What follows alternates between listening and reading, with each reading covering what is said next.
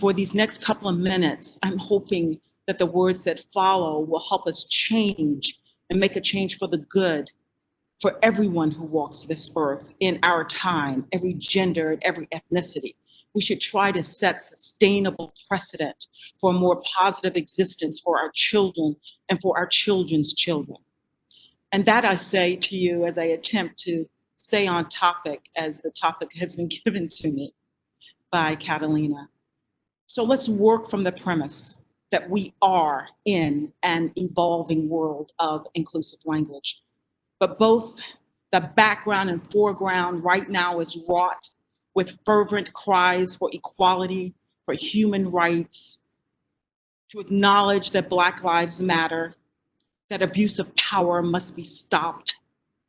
And for journalists, the world over, we must capture this reality, tell our stories, understand the power of our voices, maintain objectivity, but fear not the call to tell the truth.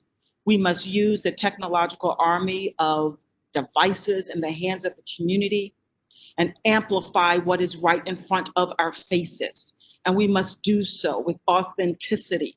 And we must press the print and digital editors, the executive producers, the video desks, those virtual desks, as well as the dustier versions filling space in brick and mortar. We must press them to investigate by delving deeply for the truth, and the truth in their language, and the truth in their perception, and the truth in their misperception as they try to do so.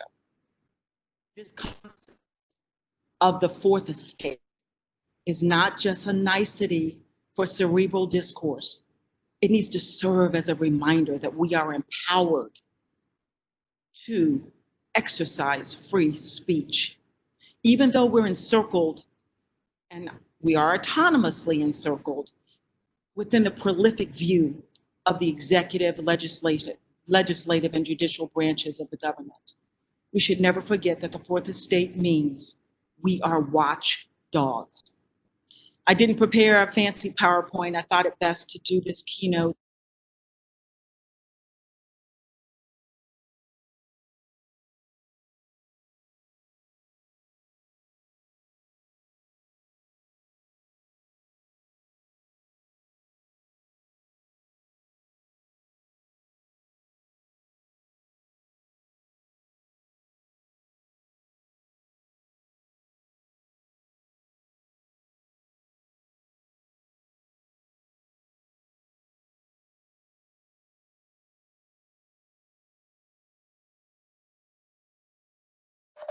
DàVida, we're losing sound. Just 1 second. Just 1 second.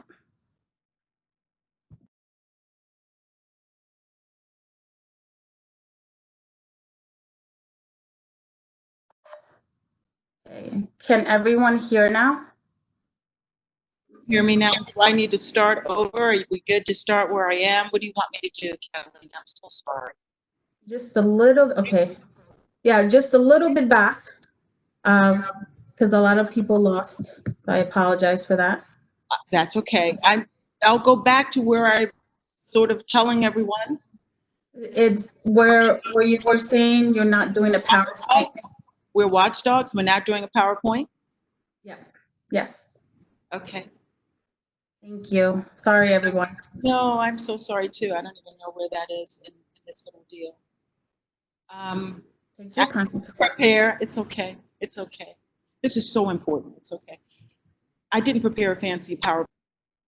I wanted to eyeballs to eyeballs. I really wanted that. And I wanted to offer some anecdotal examples that may bring students and stakeholders vested in higher education together so that we can make a difference in the most cognitive of ways in the lives of the next generation of communicators. I said, how do we lay a foundation with our students and with our stakeholders that'll sort of hold them like a nail in a sure place before they set out to interact and cover the world? I offered as the first step to expose hidden words that divide us and to do so with intention. How many words are there out there? They're not even hidden. in our lexicography that make dark bad and white good. The white stuff, it's puffy and fluffy. That white stuff they call snow every year in the winter season.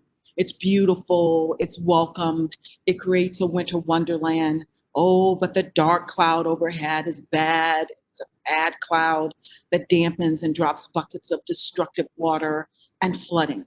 Well, rainfall also hydrates and replenishes the soil.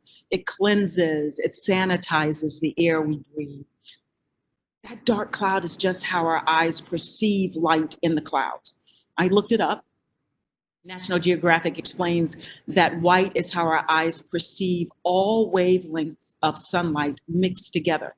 When it is about to rain, those clouds darken because the water vapor is clumping together in raindrops, leaving larger spaces between the drops of water. Therefore, less light is reflected, but that light is there. The rain cloud appears dark and gray.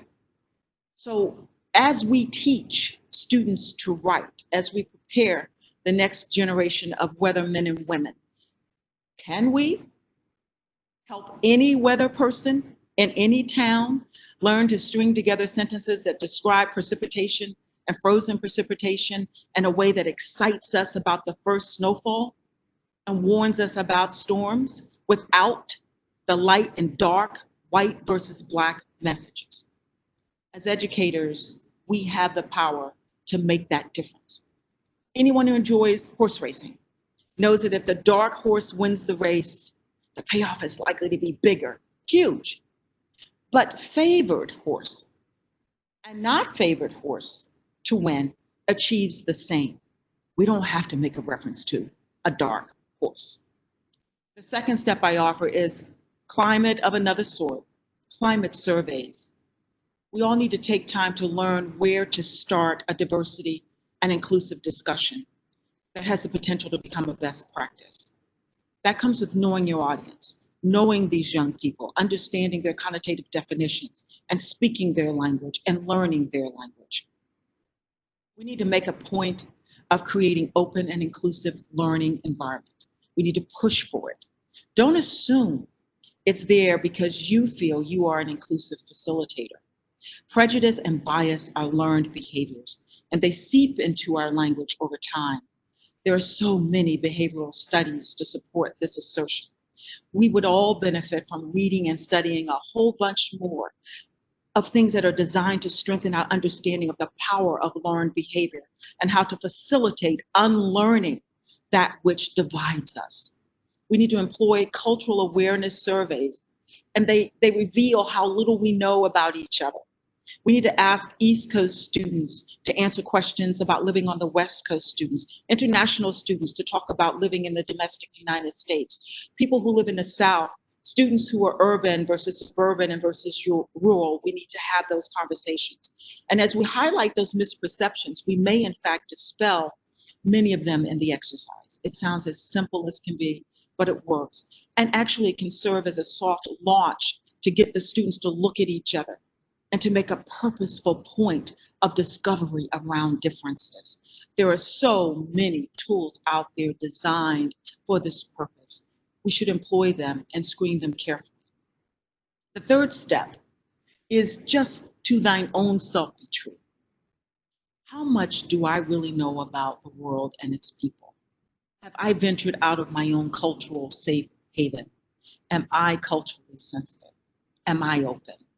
Is my language inclusive? Have I put in the work to be a transformational force within my circle of influence? The time we're putting in here today, this time, is a sign that we all are here, and we're here for that reason, and we're giving that thought. And so the challenge now is to transition that thought to deed. So for the sake of this shared experience today, I jotted down a few experiences, and only you know what you would do when someone's not there to see you do it. And we all are cognizant now that the entire universe is equipped with technology that will capture what we do when we think no one is watching. But I digress, and that's a subject for another time. But just think, a soiled, sour-smelling homeless person asks you for $1. And all of the descriptive adjectives I use in that sentence reflect perception. So your perception in that moment is likely to be reflective of your innermost thoughts. And some of them you may not even be in touch with. Do you stop? Do you give? Are your actions reflective of your experiences about the homeless population? Because many of us don't have a lot of experience in that area. What you're thinking is based on probably what you assume, what you've read, what you've heard, what you've watched. So as a journalist or a communicator, those innermost thoughts are there. And when it's time to communicate objectively on the subject, they surface. So we must all give ourselves a bias check if we are practicing or preparing practitioners to go out and tell the world's stories. So inasmuch as my presentation feels a little preachy, I couldn't find another approach that spoke to the passion of this moment in time. Communicators, we must communicate, and in most cases, we must communicate on behalf of those who are powerless to communicate for themselves. We must, as I've learned as a scholar of deliberative democracy, we have to identify the issues that need to be unearthed. We must frame them and seek community-based solutions. Whether that community is a classroom, a newsroom, a town, or a state, whether we are communicating by quill, by keyboard, by microphone, by camera's eye, we must do this. And I thank you for the opportunity, sincerely, to provoke thought. And I hope it was worth your time, because it was certainly worth mine. And if there's any time left, I would be happy to take some questions.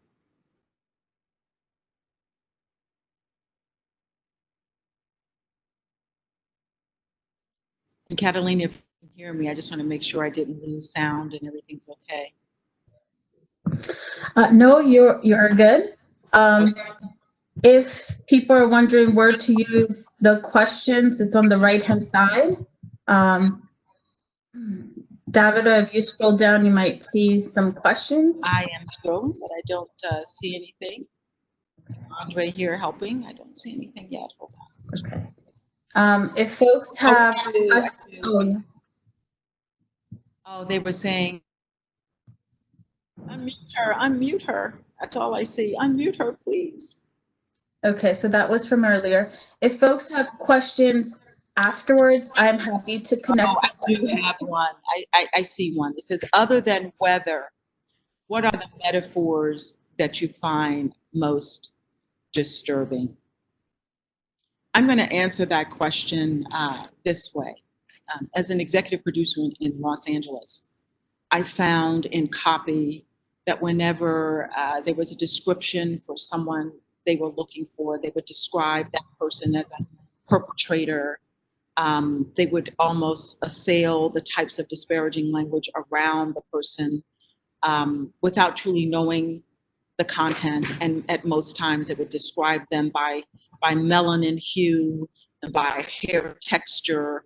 And I remember walking out into the newsroom and saying, everyone you just described without a sketch and without a picture is at my family reunion. Often most described with the way we detail Black and brown people. And we don't bother to do the same level of detail around Caucasian and lighter hued members of the human race. Those types of things are disturbing. The difficulty with his and her and she, when we're dealing with members of our society who identify in a way that we may not see because we have misconceptions about she. I'm the mother of a multiracial, biracial daughter who has really opened my eyes to how conversation and language changes when she's in an environment and they can't determine that she identifies Black, and in an environment where it's clear that she identifies Black and the things that are said. All of those things creep into our language, and I just certainly hope that answers the question a little bit. Most of my concern is the racial references and the gender references that don't reflect the human being they're describing in copy